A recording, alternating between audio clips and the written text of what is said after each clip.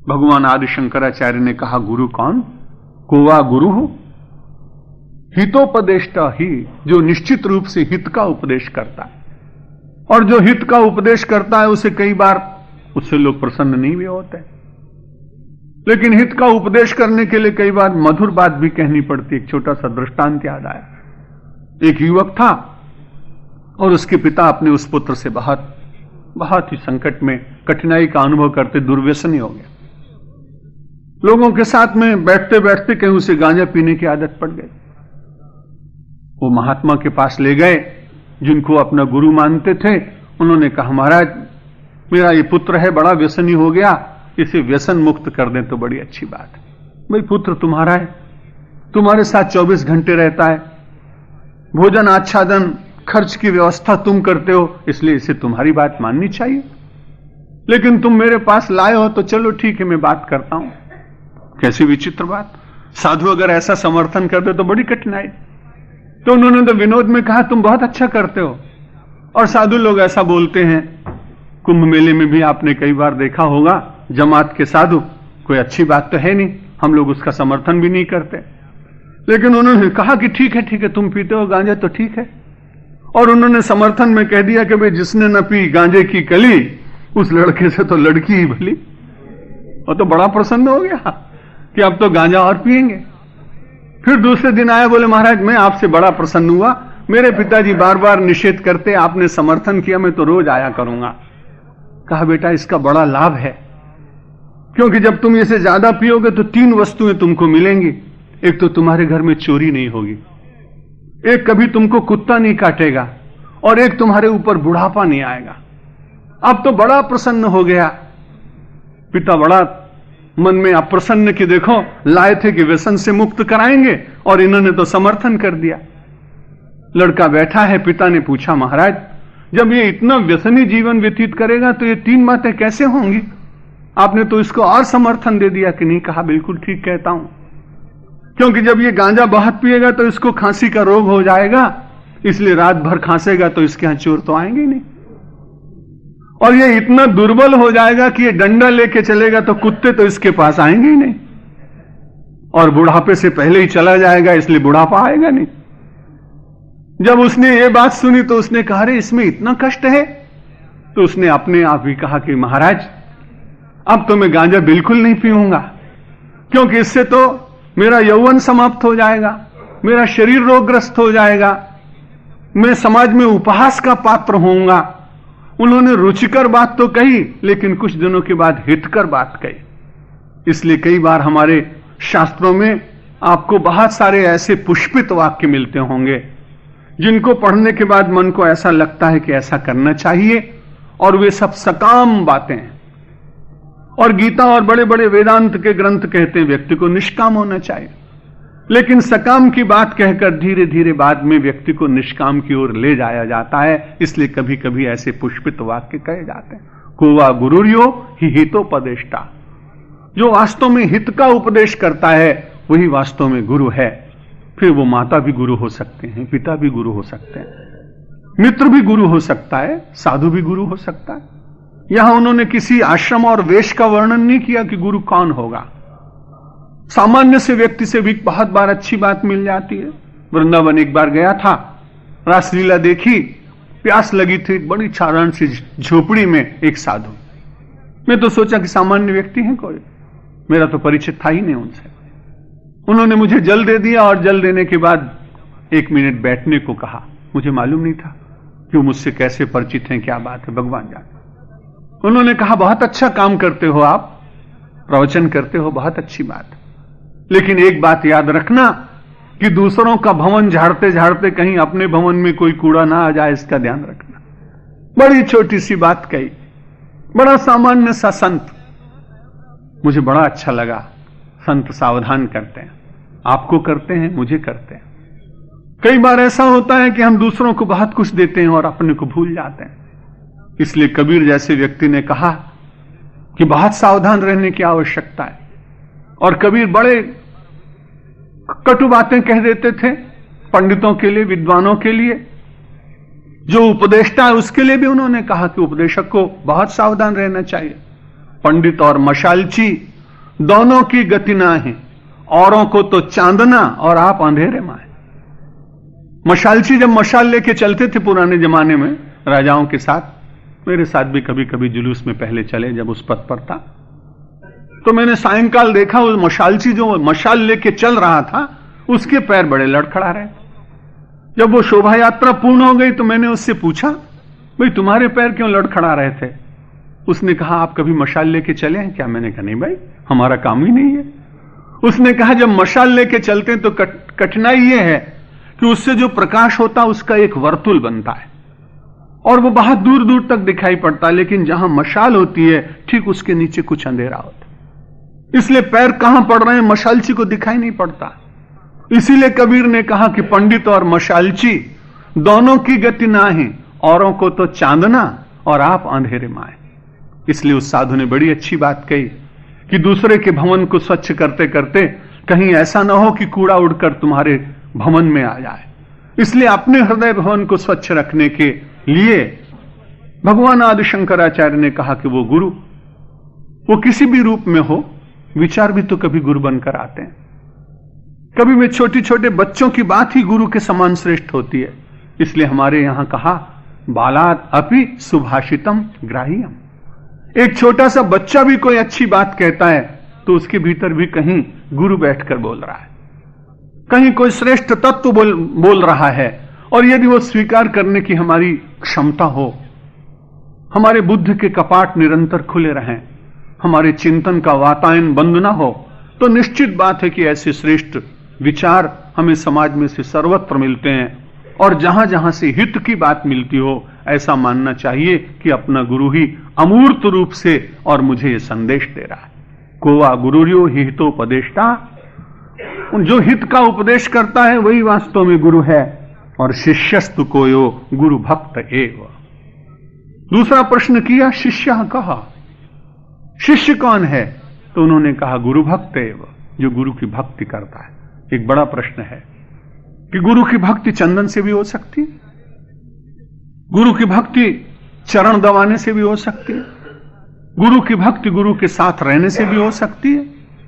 लेकिन भगवान श्री राम ने भरतलाल को कहा, भरत जी भगवान को अपना गुरु माता पिता सब कुछ मानते हैं, तो उन्होंने कहा कि आज्ञा समन सुसाहिब सेवा, आज्ञा का पालन करना यह बड़ी भक्ति है। कोई व्यक्ति निरंतर बाह्य औपचारिकताओं का रोज पालन करता हो, लेकिन जो आज्ञा दी हो गुरुजनों ने उसका पालन न कर पाए तो वो गुरु भक्ति नहीं होगी। इसलिए जो गुरु महापुरुषों ने हम सब लोगों को जीवन जीने के जो संदेश दिए, सूत्रात्मक संदेश दिए, प्रवचनात्मक संदेश दिए, जीवन के संस्मरणात्मक संदेश दिए, उनके साथ रहने से जो उनसे हमें प्रेरणाएं मिली हैं, उन सारी प्रेरणाओं को यदि हम और आप अपने जीवन में प्रस्थापित करने का प्रयत्न करते हैं तो ये गुरु भक्ति है।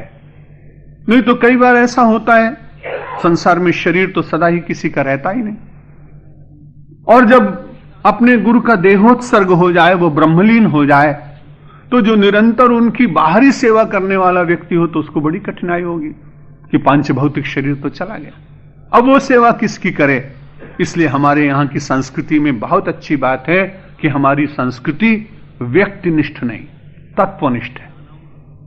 और जिनसे उपदेश पाने की बात कही गई उनसे यही कहा गया, तत्वदर्शिनः, वे तत्वदर्शी लोग आपको उपदेश करेंगे, देहदर्शी लोग नहीं, संपत्तिदर्शी लोग नहीं, वैभवदर्शी लोग नहीं। जो तत्वदर्शी लोग हैं, उपदेक्षन्ति ते ज्ञानम ज्ञानिनस् तत्वदर्शिना, वे तत्वदर्शी लोग आपको ज्ञान का उपदेश करेंगे। इसलिए शिष्यस्तु कोयो गुरु भक्त एव, जो उनके सिद्धांतों को, उनके उपदेशों को, उनके जीवन की पवित्रता को, उनके जीवन के दर्शन को अपने जीवन में स्थापित करने का प्रयत्न करता है, वह निश्चित रूप से सच्चा गुरु भक्त है। और ऐसे कई श्रेष्ठ गुरु भक्त हुए जो अपने गुरु के पास अंतेवासी बनकर नहीं रह सके, लेकिन उनके आदेशों का उन्होंने निरंतर पालन किया, उनको वही सद्गति मिली, उनको वही योग्यता मिली, उनको वही क्षमता मिली, उनको वही यश मिला जो उनके निकट रहकर उनकी सेवा किया करते थे। शिष्यस्तु कोयो गुरु भक्त एव, जो अपने गुरु के वचनों पर विश्वास करके उसे जीवन में धारण करने का प्रयत्न करता है, वो सच्चा भक्त है। को दीर्घ रोगो भव एव साधो किमौषधम तस्य विचारेव। को दीर्घ रोगः, दीर्घ रोगः कहा, उन्होंने कहा दुनिया का सबसे बड़ा रोग कौन सा है? महारोग। भव एव साधो, हे साधु, यह संसारी सबसे बड़ा रोग है। क्योंकि यदि मानव संसार में रहे तो बड़ी अच्छी बात है, लेकिन संसार यदि मानव के भीतर बस जाए तो बड़ी कठिनाई। पूर्व प्रवचनों में आपने सुना होगा, कुछ नए श्रोताओं के लिए वो बात फिर से दोहरा दूंगा। स्वामी विवेकानंद ने कहा कि भाई संसार में रहना बुरा नहीं है, लेकिन संसार को अपने भीतर मत बसाना, नहीं तो रोगी हो जाओगे। और जब वो घूम रहे थे अपने मित्रों को लेकर समुद्र तट पर, सी बीच पर, तो बार बार लोग कहते थे कि संसार में रहना और संसार को अपने भीतर न जाने देना, ये तो बड़ी प्रैक्टिकल बात नहीं लगती, व्यावहारिक नहीं लगती। तब स्वामी विवेकानंद ने अपने शिष्यों से पूछा, मित्रों से पूछा, तुम ये बताओ तुम्हें क्या दिख रहा है? उन्होंने कहा समुद्र दिख रहा है। और क्या दिख रहा है? लॉन्चेस दिख रहे हैं, मोटर बोट्स दिख रहे हैं, नाव दिखाई पड़ रहे हैं। स्वामी जी ने कहा कि नाव अधिक है कि पानी अधिक? बड़ा बच्चों जैसा प्रश्न कर रहे हैं आप। अरे पानी तो इतना ज्यादा है कि जहां जहां दृष्टि जाती है उसके अतिरिक्त समुद्र में और कुछ दिखाई नहीं पड़ता। नौकाएं तो तट पर हैं, थोड़ी सी हैं, गणना की जा सकती है। तो उन्होंने कहा कि जो विशाल हो उसके सामने लघु को समर्पण कर देना चाहिए। वो लोग समझ नहीं सके। स्वामी जी ने कहा ये संसार, ये समुद्र बहुत बड़ा है और नौकाएं बहुत छोटी हैं, इसलिए इन नौकाओं को समुद्र के प्रति शरणागति का भाव स्वीकार करके और जल को अपने भीतर ले लेना चाहिए। तब तो बड़े विस्मय में पड़े।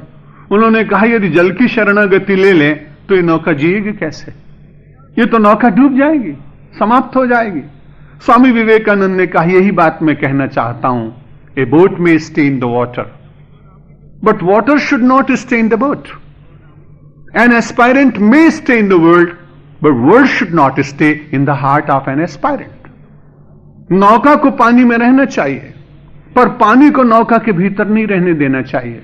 व्यक्ति को संसार में रहना चाहिए, लेकिन संसार को व्यक्ति के हृदय में संपूर्ण निवास करने का अवसर नहीं प्रदान करना चाहिए। भगवान आदि शंकराचार्य जी ने यही तो कहा, को दीर्घ रोगो भव एव साधो। साधु, संसार का सबसे बड़ा रोग क्या है? यह जगत। अब यह जगत यदि भवरोग है तो इसे छुटकारा कैसे मिले? एक बड़ा प्रश्न उपस्थित होता है। किम औषधम, तो इसकी औषधि क्या है? क्योंकि प्रत्येक रोग किसी न किसी औषधि से मिटता है ना। इस भवरोग को मिटाने के लिए कौन सी औषधि है? भगवान ने उत्तर दिया किम औषधम। प्रश्न हुआ इसकी औषधि क्या है? उत्तर दिया तस्य विचार एव। उस परमात्मा का, ब्रह्मस्य, उस परमात्मा का विचार करना यही जगत की औषधि। यदि मानव जगत में संपूर्ण रूप से लिप्त हो जाए, आसक्त हो जाए, तो यह रोग बन जाता है। लेकिन इस संसार के बीच में रहकर इसके विष को उतारने के लिए और बार बार प्रयत्न करता रहे, भगवान का विचार करे, तो यह भवरोग अपने प्रभाव को, अपने ताप को, अपने संताप को व्यक्ति के भीतर व्यापता नहीं है, उससे छुटकारा मिल जाता है। अपने ब्रह्मचारी जीवन में मैंने संतों के साथ में स्वर्गाश्रम में, देवप्रयाग में, उत्तर काशी में कई बार उनकी चरण शरण में रहने का अवसर मिला। तो एक बार भ्रमण करते करते देखा अचानक कि एक नेवला, और नेवले और सांप की लड़ाई की बात तो बहुत बचपन से सुनी, तो वो बार बार जाता और उसके मुख पर कुछ रक्त लगा होता, वो लौट कर आ जाता। हम 2-4 साधक दूर से देख रहे थे कहीं जाता है, और जब वो वहां से रक्त उसके मुंह में लगता तो लौट के आता तो बड़ा बड़ा व्यथित दिखाई पड़ता वो नेवला, और ऐसा लगता कि इसके ऊपर कुछ प्रभाव हुआ है विष आदि का, इसलिए वो बहुत दुखी और तटपटाता, छटपटाता। लेकिन थोड़ी देर के बाद जब वो लौट के आता तो बड़ा स्वस्थ दिखाई पड़ता। महात्माओं ने विचार किया देखना चाहिए। हम लोग धीरे धीरे एक जिज्ञासा लेकर कि ये करता क्या है, बहुत दूर दूर दबे दबे पांव उसको देखने के लिए गए। जब वो सांप से लड़के लौटता था और उसका मुख रक्तरंजित हो जाता था, तब उसके बाद विष की पीड़ा से व्यथित होने के बाद वो जंगल में जाकर और अपने मुंह को किसी जड़ी बूटी के ऊपर बार बार पटकता था और वहां से स्वस्थ होकर लौटता था। लगा ये कि जिस बूटी का उसे ज्ञान था, उस बूटी को बार बार सूंघने के कारण सर्प का विष उतर जाता था। यह बड़ी साधारण सी घटना देखी और उसके बाद जब प्रश्नोत्तरी पढ़ी तब बहुत समझ में आया कि संसार रूपी सर्प जब अपने को डसने लगे तब परमात्मा का स्मरण रूपी बूटी को यदि सूंघने का प्रयत्न करेंगे तो संसार का रोग अपने ऊपर प्रभाव नहीं डालेगा। किम औषधम तस्य विचारे। इस संसार रूपी रोग का सबसे बड़ा औषध क्या है, सबसे बड़ी औषधि क्या है, सबसे श्रेष्ठ भेषज क्या है? तस्य विचारे। उसके विचार करने से ही जगत का विचार शमित हो जाता है, क्योंकि एक साथ दो वस्तुएं नहीं रहती। रहीम ने बड़ी अच्छी बात कही कि सराय छोटी सी हो और सायंकाल कुछ पथिक आ जाएं और उस सराय के अधिकारी को कहें कि हमें रहना है, तो वो कहेगा आप जरूर रह सकते थे, लेकिन मेरी बड़ी कठिनाई, मेरे पास तो जितने कक्ष थे उन सब पथिकों को मैंने पहले दे दिया। भरी सराय को देखने के बाद मना कर देने पर अपने आप ही पथिक लौट जाते हैं। वैसे ही यदि हमने परमात्मा का विचार करना प्रारंभ किया तो भव का विचार, भवरोग अपने आप ही धीरे धीरे शमित हो जाएगा। दोनों वस्तुएं एक साथ नहीं रहती हैं। दोहावली में तुलसीदास जी ने निषेध किया कि जहां काम तहां राम नहीं, और जहां राम नहीं काम, तुलसी कबहू की रही सकें कि रवि रजनी कटाम। रात्रि और प्रकाश इन दोनों को एक साथ नहीं रखा जा सकता। यदि रात्रि के साथ प्रेम है तो प्रकाश को विसर्जित करना पड़ेगा, यदि प्रकाश के साथ ममता है तो रात्रि को नमस्कार करना पड़ेगा। रजनी और प्रकाश दोनों साथ नहीं रह सकते। ये बड़ी अच्छी बात भगवान आदि शंकराचार्य ने कही कि औषधम तस्य विचारे। उस भवरोग का सबसे बड़ा इलाज, सबसे बड़ी औषधि है कि उस परमात्मा का विचार करने से यह संसार अपने आप ही धीरे धीरे शमित होने लगता है। अग्रिम प्रश्न किया सन्यासी ने, हिमभूषणात् भूषणमस्तिशीलम तीर्थम परम किम स्वमनो विशुद्धम किमत्र हेयम कनकम च कांता श्राव्यम सदा किम गुरुवेदवाक्यम। किम भूषणात् भूषणम अस्ति, भूषणात् भूषणम किम अस्ति। सबसे भूषण से भी अच्छा आभूषण कौन है? दुनिया के जितने आभूषण हैं स्वर्ण के होते हैं, रजत के होते हैं, और भी बहुत अच्छी अच्छी धातुएं चली हैं उनके होते हैं, लेकिन उन्होंने आध्यात्मिक प्रश्न किया कि संसार में आभूषणों में सर्वश्रेष्ठ आभूषण क्या है? क्योंकि कुछ आभूषण समय पे पहने जाते हैं और कुछ आभूषण निरंतर पहने जाते हैं, और कुछ आभूषण न पहनने पर भी मानव आभूषित दिखाई पड़ता है। तो उन्होंने कहा सबसे श्रेष्ठ जो आभूषण है मानव जीवन का वो शील है, नम्रता है। उसमें जो सौम्यता है, शीलता है, विनम्रता है, यही जीवन का सबसे बड़ा, बहुत बड़ा आभूषण है। जगत के आभूषण न होने पर भी जितने लोग इतने विभूषित दिखाई पड़ रहे हैं इतिहास में, वे स्वर्णाभरण मंडित लोग नहीं थे। ये ठीक है, समाज में आपको रहना है इसलिए आपको स्वर्ण के आभूषण चाहिए, सामाजिक व्यवस्था में उनकी निंदा नहीं की जा सकती, लेकिन जब आध्यात्मिक जगत में जीते हैं तो उसके बाद तो ये बड़ा स्वाभाविक है कि मानव के स्वर्णाभरण उसके जीवन को द्युतिमान नहीं बनाते। उसके जीवन का प्रकाश तो अंतर से उसकी सौम्यता, उसकी विनम्रता के द्वारा ही उसके भीतर झलकता है। और हम जितने महापुरुष हैं उनको देखेंगे तो ऐसा लगेगा कि उन सब लोगों ने शील के द्वारा ही प्राप्त किया है। शील में विनम्रता अपने आप आती है। समुद्र इतना बड़ा है, लेकिन आप देखें नदियां जब पानी लेकर आती हैं, जल लेकर आती हैं, तब उनमें नम्रता होती है। पर्वत का जितना जल है वो उस नम्र होने के कारण प्रपात के भीतर आता है, नदियों के भीतर आता है।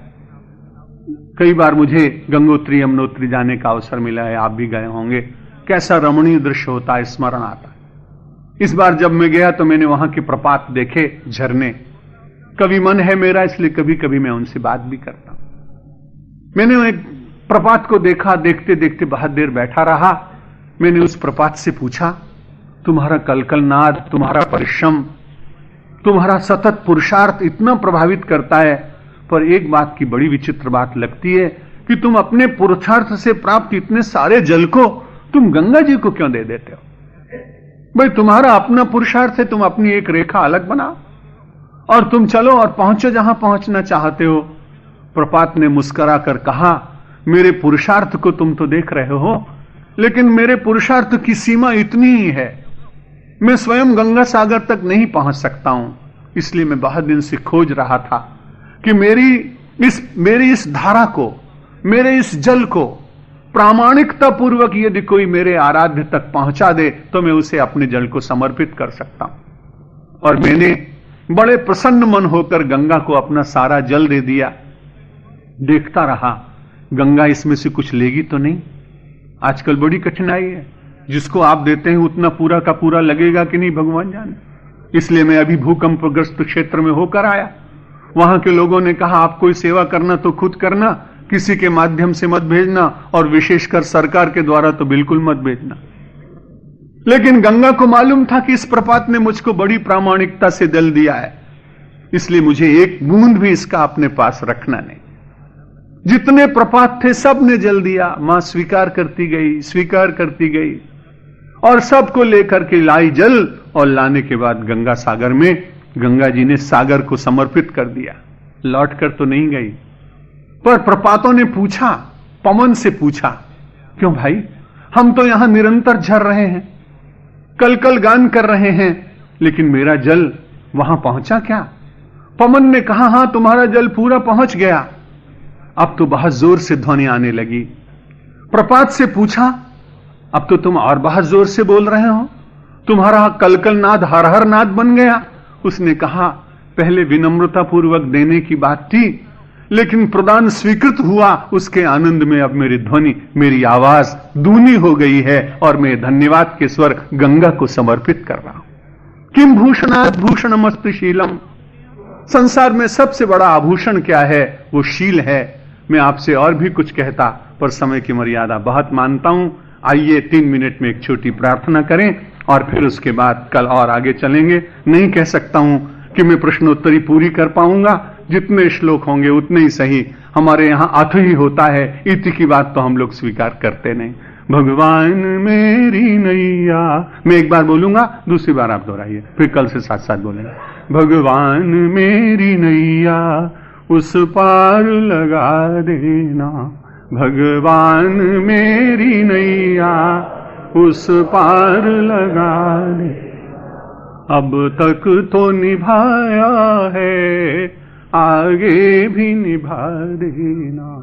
अब तक तो निभाया है, आगे भी निभा।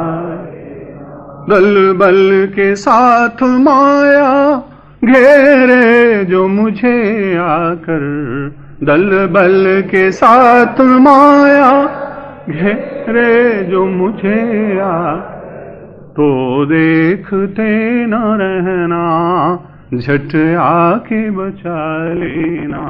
तो देखते न रहना, झट आके बचा लेना। भगवान मेरी नैया उस पार लगा देना, भगवान मेरी नैया उस पार लगा। संभव है झंझटों में मैं तुमको भूल जाऊं, संभव है झंझटों मैं तुमको भूल जाऊं, पर नाथ कहीं तुम भी मुझको न भुला देना, पर नाथ कहीं तुम भी मुझको न भुला।